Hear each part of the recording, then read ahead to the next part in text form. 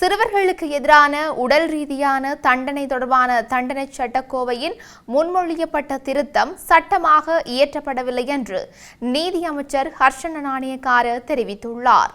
அறிக்கையொன்றை வெளியிட்டுள்ள அவர் இது தொடர்பில் தெளிவுபடுத்தியுள்ளார். கடந்த செப்டம்பர் 24ஆம் தேதி தண்டனை சட்டக்கோவை திருத்த மசோதா மீதான 2ஆம் வாசிப்பு விவாதம் பாராளுமன்றத்தில் நடைபெற்றாலும் இது ஒரு விவாதமே தவிர சட்டமாக நிறைவேற்றப்படவில்லை என்று அமைச்சர் குறிப்பிட்டுள்ளார். மேலும் அத்தகைய ஒரு திருத்தம் நடைமுறைக்கு வர வேண்டுமானால் குற்றவியல் நடைமுறை சட்டத்தின் அதற்குரிய மாற்றம் செய்யப்பட வேண்டும் என்று அவர் சுட்டிக்காட்டியுள்ளார். அந்த மாற்றம் இன்னும் செய்யப்படாததால் இந்த மசோதா நிலுவையில் உள்ளது.